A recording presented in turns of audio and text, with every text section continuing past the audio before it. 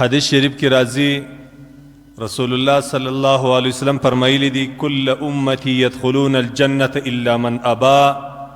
زما په امت کې به هیڅ څوک نسی پاته چې زما امتی مگر الله جل جلاله به دی و جنت ته داخل کی.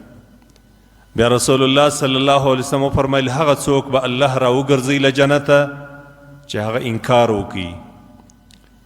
دغه ابا د توري تفسیر صحابه کرامو د رسول الله صلی الله علیه وسلم څخه غوښتي دي چې اے د الله رسول قالوا یا رسول الله ومن يأبى. اے د الله رسول د انکار والا به څوک وي چې جنت ته د ځان داخلېدل نه غواړي، جنت نه غواړي، نعوذ بالله جهنم غواړي، دا به څوک؟ رسول الله صلی الله علیه وسلم تشریح د دې خبرې ورته کوي. قال من اطاعني دخل الجنه. هغه څوک چې زما اطاعت وکړي، زما فرمانبرداري وکړي، زما حکم ومني، هغه به الله و جنت ته داخل کی. ومن عصاني فقد ابى.